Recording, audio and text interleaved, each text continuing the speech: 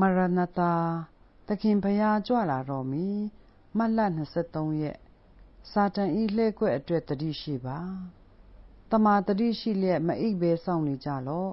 တင်တို့ဤရန်သူသည်ဟူသောမာရဏသည်ဟောက်တော်ချင်းတိကဲ့သို့အဘယ်သူကိုမြူရမည်နည်းဟု၍လှဲ့လေရှာဖွေလျက်ရှိ၏ယုံကြည်ခြင်း၌တည်၍မာရဏကိုစီးတားကြလော့ရှင်ပေတရုဩဝါဒစာပထမဆောင်အခန်းကြီး9အငယ်10မှ9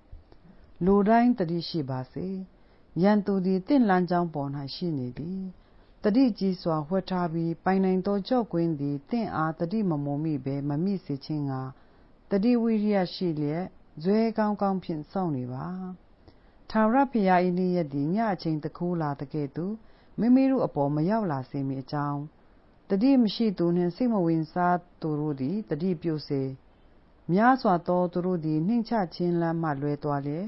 ခရစ်တော်၏တဘိုးကိုဘေးသို့လွှင့်ပစ်ကာထူးဆန်းသောလမ်းတွင်ရှောက်ကြလိမ့်မည်မျက်မမြင်စိတ်ရှုပ်ထွေးတဲ့သူတို့သည်ဘုရားသခင်၏မြို့တော်သွားရာလမ်းချင်းကိုစွန့်သွားကြသည်အောင်မြင်သောသူသည်စောင့်နေပါစေအကြောင်းမှာလောကီအရာကိုငှိနေခြင်းအမှားနှင့်တယူတန်ခြင်းတို့ဖြင့်စာတန်သည်ခရစ်တော်၏နောက်လိုက်များကိုအောင်နိုင်ရန်ကြိုးစားလျက်ရှိသည်ကျွန်ုပ်တို့သည်တိတာထင်ရှားသည့်အန္တရာယ်များနှင့်ဘေးသင့်စေသောရှိနောက်မငြီသည့်ပြုတ်မှုခြင်းများကိုရှောင်နေုံဖြင့်မလုံလောက်ချေကျွန်ုပ်တို့သည်ခရစ်တော်နဘေးတွင်နီးကပ်စွာနေလျက်မိမိကိုယ်ကိုငြင်းပယ်ခြင်းနှင့်ဆက်ကပ်ခြင်းလမ်း၌ရှောက်နေရမည်ကျွန်ုပ်တို့သည်ရန်သူ၏နယ်ပယ်ထဲ၌ရှိနေကြသည်ကောင်းကင်မှနှင်ထုတ်ခြင်းခံခဲ့ရသောသူသည်ကြီးမားသောတန်ခိုးဖြင့်ဆင်းလာခဲ့သည်သူသည်ဟုတ်နိုးနိုးလှည့်ဖြားခြင်းမျိုးစုံဖြင့်လူတို့ကိုဖမ်းချုပ်ရန်ကြိုးစားနေသည်ကျွန်ုပ်တို့သည်အစဉ်တတိမရှိလျှင်ကျွန်ုပ်တို့သည်သူ၏မရည်မတွက်နိုင်သောလှည့်ဖြားခြင်း၏သားကောင်အဖြစ်အလွယ်တကူကျရောက်လိမ့်မည်ယနေ့အတွက်တမန်တရားကိုယုံကြည်သူအလုံးသည်အရာရာ၌လေးနက်မှုသည်လွှမ်းခြုံကြောင်းကိုနားလည်ရမည်သူတို့သည်ဘုရားသခင်၏နေ့ရက်ကိုရည်မှတ်၍ပြုမှုကြရမည်ဘုရားသခင်၏တရားစီရင်ခြင်းသည်ဤလောကအပေါ်သို့ကျရောက်လိုပြီ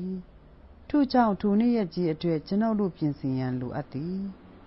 ကျွန်ုပ်တို့အချိန်သည်တန်ဖိုးရှိသည်ကျွန်ုပ်တို့သည်အနာဂတ်၌မတည်နိုင်သောအသက်တာအတွက်အစဉ်သင့်ဖြစ်စေရန်ဂရုဏာကာလသည်အလွန်နည်းနေသည်ကျွန်ုပ်တို့သည်ဖြစ်ကတတ်စားနေထိုင်ရန်အချိန်မရှိချေဖျားသခင်၏နှုတ်ကပတ်တော်ကိုအပေါ်ယံသာလေ့လာခြင်းကိုကြောက်ရွံ့ရမည်သင်စိတ်ဝင်စားမှုတစ်ခုလုံးသည်တမန်တရားနှင့်ဤအချိန်အတွက်ပြင်ဆင်ခြင်းအလုပ်ဖြစ်သောသင်သည်တမန်တရားအပြင်တန်ရှင်းဖြူစင်စေခြင်းခံရကာမတည်နိုင်သောအဖြစ်ကိုရရှိရန်တင့်လျော်မှုရရှိလိမ့်မည်ကျွန်ုပ်တို့သည်ဘုရားသခင်၏ပလင်ရှိတွင်အမှားအစွန်းအတွန့်ကြောင်းသို့မဟုတ်ထိုသို့သောအရာတစ်ခုမျှမရှိဘဲမရက်မီတိုင်အောင်စိတ်ဆက်စွာပြင်ဆင်ခြင်းအလုပ်သည်တမန်တရားကိုလက်ခံသူတို့နှင့်အတူရှိဆက်သွားနေမည်အကယ်၍သင်သည်စင်ကြယ်စေခြင်းလုပ်ငန်းစဉ်တွင်အနှံလျှင်ဘုရားသခင်သည်သင်ကိုတန့်ရှင်းစေတော်မူလိမ့်မည်